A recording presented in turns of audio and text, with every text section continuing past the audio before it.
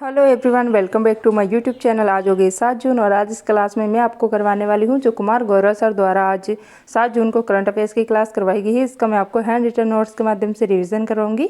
इससे आपका टाइम भी बच जाएगा और आपकी पूरी क्लास का रिविजन भी हो जाएगा।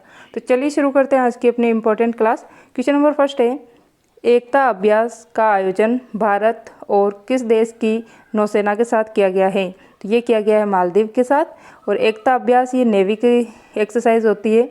ये भारत और मालदीव के मध्य हुआ है और ये इसका 6ठा संस्करण है। इसका आयोजन हिंद महासागर में किया जा रहा है और इसका मुख्य उद्देश्य है कि चीन को प्रतिसंतुलित करना। फिर देखिए, एकता बंदरगाह ये भारत द्वारा मालदीव में बनाया गया है और इसका उद्घाटन रक्षा मंत्री राजनाथ सिंह द्वारा किया गया है। एक्वेरियन एक्सरसाइज ये भारत और मालदीव के मध्य होता है। 8 डिग्री चैनल ये मालदीव मिनिकोय के मध्य है। 9 डिग्री चैनल मिनिकोय और कवरत्ती के मध्य है, जो कि कवरत्ती जो है ये लक्षद्वीप की राजधानी है। नेक्स्ट है 10 डिग्री चैनल, ये अंडमान और निकोबार के मध्य है। फिर देखिए कोकण 2023 ललन टॉप क्वेश्चन में देखिए कोकण 2023 एक्सरसाइज ये भारत और यूके के मध्य हुई है। वरुण 2023, शक्ति, गरुड़, फ्रीजेक्स ये सारी एक्सरसाइज भारत और फ्रांस के मध्य होती है। गरुड़ शक्ति अभ्यास भारत और इंडोनेशिया के मध्य होती है। सिलिनेक्स अभ्यास और मित्र शक्ति ये भारत और श्रीलंका के मध्य होती है। सूर्य किरण भारत और जापान के मध्य। धर्म गोर्जन भारत और जापान के मध्य। और साथ ही में जो सैन्य मैत्री है ये एक्सरसाइज भी भारत और जापान के मध्य होती है। फिर देखिए बोंगो सागर भारत और बांग्लादेश के मध्य होती है। संप्रीति एक्सरसाइज भी भारत और बांग्लादेश के मध्य होती है। ओरियन अभ्यास ये भारत और फ्रांस के मध्य होता है। लॉकशील्ड अभ्यास ये नाटो द्वारा किया जाता है। साइक्लोन ये भारत और मिस्र के मध्य होती है। तर्कस अभ्यास ये भारत और यूएसए के मध्य होता है। फिर देखिए सेकंड क्वेश्चन, अरब सागर में हाल ही में बनने वाले चक्रवात बिपारजोय का नाम किस देश द्वारा दिया गया है? तो ये नाम दिया गया है बांग्लादेश के द्वारा। बिपारजोय चक्रवात ये अरब सागर से उठ रहा है। ये गुजरात के पोरबंदर के पास निम्न वायुदाब के कारण हो रहा है इसमें, और इसका अर्थ है विपत्ति या आपदा। भारतीय मानसून पर इसका प्रभाव पॉजिटिव रहेगा, सकारात्मक प्रभाव रहने वाला है इसका। भारतीय मानसून दक्षिणी पश्चिमी मानसूनी हवाओं से आता है जो कि अरब सागर से उठती है। फिर देखिए अरब सागर में निम्न वायुदाब होने के किस कारण हो रहा है? तो ये चक्रवात के कारण यहाँ पर निम्न वायुदाब की स्थिति बन रही है और हवा जो है ये उच्च वायुदाब से निम्न वायुदाब की तरफ चलती है। फिर देखिए पश्चिमी घाट, तो पश्चिमी घाट का जो महाराष्ट्र है यहाँ से लेकर केरल तक का जो तट है, पश्चिमी तट, यहाँ पर जो है इसका पॉजिटिव प्रभाव रहने वाला है और इसके प्रभाव से यहाँ पे बारिश होगी। तो चलिए देखते हैं नेक्स्ट ललन टॉप प्रश्न में, असनी चक्रवात का नामकरण ये श्रीलंका द्वारा किया गया है। इसका अर्थ है क्रोध। मोचा चक्रवात का नामकरण यमन द्वारा किया गया है। चक्रवात को विली विलीज या ऑस्ट्रेलिया में कहा जाता है। अल नीनो का भारतीय मानसून पर प्रभाव ये पॉजिटिव रहता है और अल नीनो एक गर्म जल धारा है। लाल लीनो इसका पॉजिटिव प्रभाव रहता है भारतीय मानसून पर और इसका नेगेटिव प्रभाव रहता है। आप इसे अच्छे से नोट कर लीजिएगा। Grand order of the chain of the yellow star से सम्मानित किसे किया गया है? तो इसे राष्ट्रपति द्रौपदी मुर्मू जी को सम्मानित किया गया है। तो ये कहाँ का सर्वोच्च सम्मान है? ये सूरीनाम का है। फिर देखिए सर्वोच्च सम्मान ये द्रौपदी मुर्मू जी को दिया गया है जो कि अपने भारत के राष्ट्रपति है और ये प्राप्त करने वाली फर्स्ट भारतीय हैं। प्रदान करने वाला ये सूरीनाम का राष्ट्रपति है चंद्रिका प्रसाद संतोखी। फिर देखिए नेक्स्ट 2023 में प्रवासी भारतीय दिवस सम्मेलन जो कि इंदौर मध्य प्रदेश में हुआ है, इसका मुख्य अतिथि कौन है? तो ये है गुयाना का राष्ट्रपति मोहम्मद इरफान अली। 26 जनवरी 2023 को मुख्य अतिथि कौन थे? तो ये थे अब्देल फतेह जो कि मिस्र के राष्ट्रपति हैं। और पापुआ न्यू गिनी का सर्वोच्च सम्मान ये पीएम मोदी को दिया गया है हाल ही में, और साथ ही में फिजी का भी सर्वोच्च सम्मान ये पीएम मोदी जी को दिया गया है। सूरीनाम ये साउथ अमेरिका महाद्वीप में स्थित है। इसकी राजधानी है परामरिबो। फिर देखिए ललन टॉप प्रश्न में, राष्ट्रपति पद का प्रावधान हमारे संविधान के कौन सा आर्टिकल में है? तो आर्टिकल 52 में है और राष्ट्रपति से संबंधित आर्टिकल 52 से 151 तक है, ये भी आप याद रखना। और भाग 5 है जिसका नाम है संघ। नेक्स्ट है राष्ट्रपति का निर्वाचन, ये आर्टिकल 54 में होता है। निर्वाचक मंडल, इसमें निर्वाचित एमपी और एमएलए शामिल होते हैं इनके निर्वाचन में। राष्ट्रपति की शपथ, ये आर्टिकल 60 में है और मुख्य न्यायाधीश राष्ट्रपति को शपथ दिलाता है। राष्ट्रपति का पुनर्निर्वाचन, ये आर्टिकल 57 के तहत होता है और कितनी भी बार ये निर्वाचित हो सकते हैं। राष्ट्रपति की कार्यपालिका शक्ति आर्टिकल 53 में है। राष्ट्रपति पद उम्मीदवार की न्यूनतम आयु कितनी होती है राष्ट्रपति पद के लिए, तो ये होती है 35 साल और राज्यपाल के लिए भी यही रहती है और उपराष्ट्रपति के लिए भी 35 साल रहती है। लोकसभा अध्यक्ष के लिए 25 वर्ष और राज्यसभा उम्मीदवार के लिए 30 वर्ष। इनको अच्छे से नोट कर लेना आप। राष्ट्रपति त्यागपत्र किसे देता है, उपराष्ट्रपति को देता है। राष्ट्रपति अध्यादेश जारी करता है 123 आर्टिकल 123 के तहत और राज्यपाल जारी करता है आर्टिकल 213 के तहत। राष्ट्रपति उम्मीदवार के लिए निर्वाचक मंडल के कितने सदस्य प्रस्तावक होने चाहिए, तो प्रस्तावक में 50 होने चाहिए और अनुमोदक में भी 50 होने चाहिए। नेक्स्ट है, राष्ट्रपति के त्यागपत्र की सूचना उपराष्ट्रपति किसे देता है, तो ये देता है लोकसभा स्पीकर को। इसके बाद देखिए, किस आर्टिकल के तहत राष्ट्रपति युद्ध या बाह्य आक्रमण की स्थिति में आपातकाल लगा सकता है, मतलब राष्ट्रीय आपातकाल जो है किन किन स्थितियों में लगता है और कौन सा आर्टिकल के तहत लगता है। तो राष्ट्रीय आपातकाल युद्ध, बाह्य आक्रमण और सशस्त्र विद्रोह की स्थिति में आर्टिकल 352 के तहत लगाया जाता है। फिर देखिए, राष्ट्रपति पर महाभियोग या आर्टिकल 61 के तहत चलाया जाता है, जिसमें बहुमत का कुल 2/3 होना अनिवार्य है। फिर देखिए, राष्ट्रपति का चुनाव, अगर राष्ट्रपति के चुनाव में कोई विवाद होता है तो इसका उल्लेख आर्टिकल 71 में किया गया है और इसका निपटारा करता है सुप्रीम कोर्ट। नेक्स्ट है, अगर आपको ये क्लास पसंद आ रही है तो प्लीज़ इसे लाइक करें, शेयर करें और चैनल पर अभी नए हो तो चैनल को सब्सक्राइब करें। आपको ये इस क्लास की पीडीएफ में टेलीग्राम चैनल पर मिल जाएगी। इसका लिंक मैं जो है आपको कमेंट बॉक्स में पिन कर दूंगी, वहाँ से जाकर आप इसे डाउनलोड कर लेना। क्वेश्चन नंबर 4 है, भारत और किस देश के बीच अंतर्राष्ट्रीय समुद्री पर्यटन पोत MV एक्सप्रेस से पहली क्रूज सेवा प्रारंभ की गई है, तो ये की गई श्रीलंका के साथ।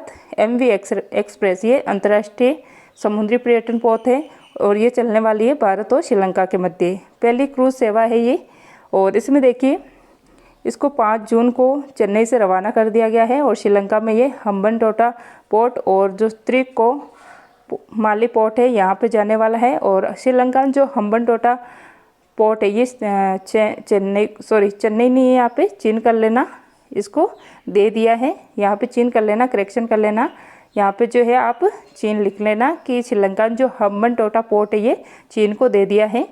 फिर देखिए शुरुआत, तो इसकी शुरुआत कहाँ से की, किसके द्वारा की गई है, तो इस क्रूज सेवा की शुरुआत जहाज मंत्री जो सर्बानंद सोनोवाल है इनके द्वारा की गई है। फिर देखिए लल्लन टॉप में MV गंगा विलास, इसकी शुरुआत की गई है वाराणसी उत्तर प्रदेश से डिब्रूगढ़ असम तक, इसकी दूरी रहेगी 3200 किलोमीटर। फिर देखिए कालादान मल्टी मॉडल प्रोजेक्ट, ये भारत और म्यांमार के मध्य है, पहला जहाज इसके द्वारा लोयन जहाज चलाया गया है। फिर देखिए मैत्री पाइपलाइन, ये भारत और बांग्लादेश के मध्य है, इसका उद्देश्य है डीजल सप्लाई करना। इसके बाद देखिए चाबहार बंदरगाह, ये भारत द्वारा ईरान में बनाया गया है। क्वेश्चन नंबर 5 है, वित्तीय समावेशन के लिए अंतर्दृष्टि डैशबोर्ड किसने लॉन्च किया है, तो ये लॉन्च किया गया RBI द्वारा और किसके द्वारा, जो गवर्नर है अभी शक्तिकांत दास RBI के, इनके द्वारा इसको लॉन्च किया गया है। वित्तीय समावेशन, वित्तीय समावेश का मतलब होता है कि जो कतार के अंदर खड़ा अंतिम व्यक्ति होता है उसको भी बैंकिंग सिस्टम से जोड़ना, ये इसका उद्देश्य रहता है। और इसी के तहत PM जनधन योजना 28 अगस्त 2014 को चलाई गई थी, जिसके तहत 0 बैलेंस अकाउंट खोले गए थे और विश्व की सबसे बड़ी ये वित्तीय समावेशन की योजना है। नेक्स्ट है अंतर्दृष्टि डैशबोर्ड्स, तो इसमें क्या है, अंतर्दृष्टि जो डैशबोर्ड है इसमें ये RBI के द्वारा इसको लॉन्च किया गया है गवर्नर शक्तिकांत दास द्वारा। और इसका उद्देश्य है कि वित्तीय सेवा की दृष्टि में जो वित्तीय सेवा है किस क्षेत्र में कम पहुंच रही है उसकी पहचान करना, ये अंतर्दृष्टि डैशबोर्ड का उद्देश्य है। और फिर देखिए हार्बिंगर लॉन्च किया गया है, तो ये RBI द्वारा लॉन्च किया गया है। दक्ष पोर्टल, ये भी RBI द्वारा लॉन्च किया गया है। इलेक्ट्रॉनिक बैंक गारंटी, ये जारी करने वाला बैंक ये HDFC बैंक बन गया है। इंपीरियल बैंक जो SBI बैंक है, इसका पहले नाम था इंपीरियल बैंक और इसका SBI नाम पड़ा था 1955 से। फिर देखिए लल्लन टॉप में आरबीआई की स्थापना 1934 के एक्ट द्वारा 1 अप्रैल 1935 को हुई थी। आरबीआई के लोगों में ताड़ का वृक्ष है और रॉयल बंगाल टाइगर है। आरबीआई के गवर्नर कौन है? ये शक्तिकांत दास है। और 1 रुपये के नोट पर, जिसे करेंसी नोट कहा जाता है, किसके सिग्नेचर होते हैं इस पर? तो इस पर वित्त सचिव के होते हैं, और बाकी जितने भी है इसके ऊपर के उस पर गवर्नर के सिग्नेचर होते हैं। फिर देखिए आरबीआई के फर्स्ट गवर्नर ये ऑसबॉर्न स्मिथ थे और फर्स्ट भारतीय थे। इसके फर्स्ट भारतीय अध्यक्ष बने थे वो सीडी देशमुख बने थे। फिर देखिए आरबीआई की स्थापना, तो आरबीआई की स्थापना यंग हिल्टन आयोग या जिसे शाही आयोग कहा जाता है, इसकी सिफारिश पे हुई थी। फिर देखिए देवास नोट प्रेस ये मध्य प्रदेश में स्थित है। नासिक ये महाराष्ट्र में स्थित है।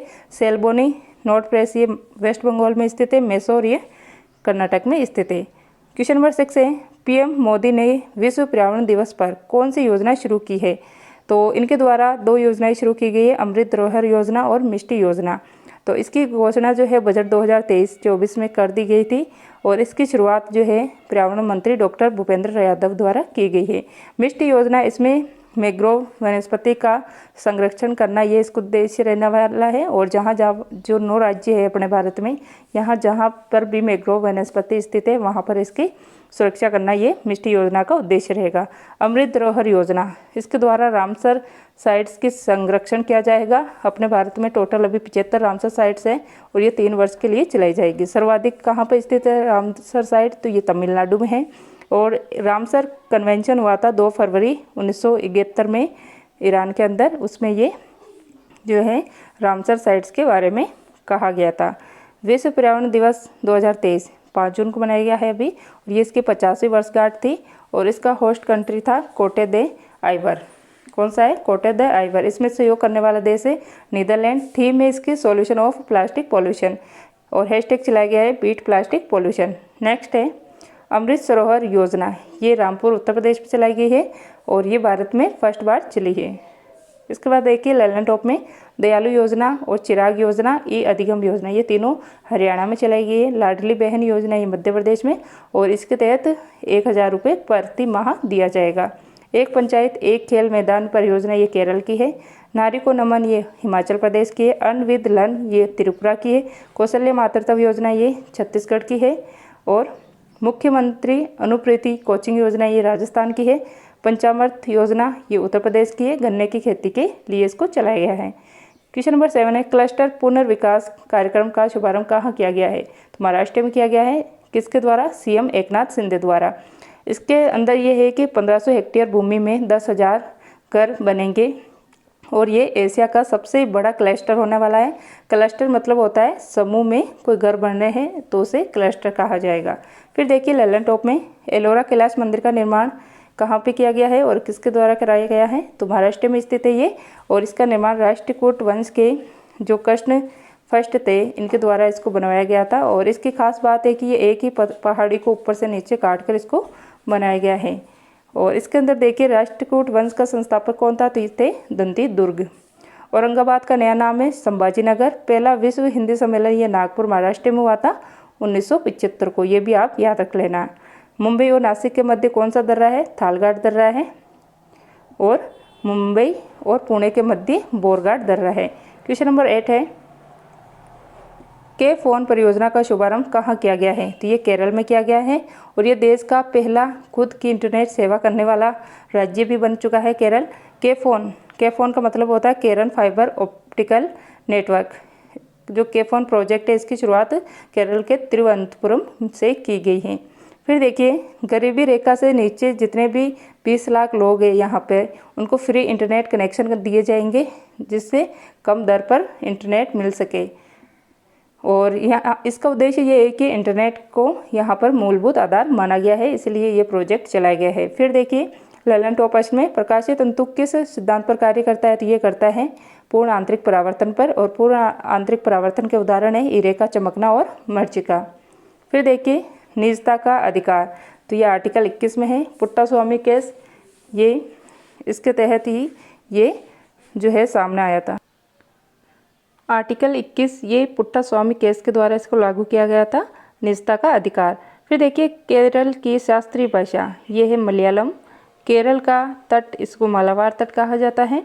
और केरल के शास्त्रीय नृत्य ये है, एक तो कथकली है और एक मोहिनीअट्टम है। केरल का मार्शल आर्ट ये कलारीपट्टू है, इनको अच्छे से याद रख लेना। फिर देखिए question number 9, Thailand open badminton tournament का महिला एकल वर्ग का खिताब किसने जीता है? तो ये जीता है जो साउथ कोरिया की एन से यांग है, इनके द्वारा ये खिताब जीता गया है। और साथ ही में जो इसका आयोजन है ये बैंकॉक थाईलैंड में कहाँ पे किया गया है? बैंकॉक थाईलैंड में किया गया है और ये 35वें क्रम का है। इसमें मेल वर्ग में तो ये खिताब जीता है थाईलैंड के कुनलावुत्को द्वारा इसका खिताब जीता गया है और इन्होंने ये पहली बार जीता है। किसने? कुनलावुत के द्वारा। फिर देखिए ललन टॉपर्स में ऑस्ट्रेलियन ओपन 2023 ये टेनिस टूर्नामेंट है। इसमें एकल पुरुष में जीता है नोवाक जोकोविच जो कि सर्बिया के प्लेयर हैं। महिला एकल में जीता है आर्यन सबलेका द्वारा जो कि बेलारूस की है। युगल वर्ग में राफेल स्टेफनी द्वारा जो कि ब्राज़ील के है, इनके द्वारा जीता गया है सानिया मिर्जा और रोहन को हराकर। फिर देखिए थॉमस कप 2022 के विजेता ये भारत है और पहली बार इसकी विजेता बनी है। ये बैडमिंटन का टूर्नामेंट है। क्वेश्चन नंबर 10 है, दिवंगत हुए सरबजीत सिंह पटेल का संबंध किस क्षेत्र से था? तो ये एक अभिनय है, अभिनय से था इनका संबंध। और सरबजीत सिंह पटेल इन उर्फ गोपी पटेल, इसका हाल ही में निधन हो गया इनका और इन्होंने जो है महाभारत में शकुनी मामा का रोल किया था। फिर देखिए ललन टॉप में सतीश कौशिक इनका निधन हुआ है, ये एक्टर थे। डॉक्टर कनक रेले इनका निधन हुआ है और ये शास्त्रीय नृत्य मोहिनीअट्टम से इनका संबंध था। डॉक्टर बालकृष्ण दोषी ये वास्तुकार से संबंधित थे और पद्म विभूषण इनको मिल रखा है। डॉक्टर दिलीप महालनोबिस इनके द्वारा ORS की खोज की गई है और इनको पद्म विभूषण मिला है अभी। और पेले ये एक फुटबॉलर है ब्राज़ील के, इनका हाल ही में निधन हो गया है। भारत के पहले मतदाता कौन थे? तो ये श्याम शरण नेगी थे हिमाचल प्रदेश के, जिनका हाल ही में निधन हो गया है। फिर देखिए question number 11, doctor Subrahmanyam Jaishankar ने नामीबिया के विंड होक में भारत और नामीबिया संयुक्त आयोग की पहली बैठक में की अध्यक्षता की है। तो ये आज की क्लास थी। आई होप आपको ये क्लास पसंद आई होगी। अगर आपको ये क्लास अच्छी लगी तो प्लीज़ इसे लाइक करें, शेयर करें और कमेंट करके ज़रूर बताइएगा। और चैनल पे अभी नहीं हो तो चैनल को सब्सक्राइब करें। मिलते हैं नेक्स्ट वीडियो में। क्लास देखने के लिए थैंक यू।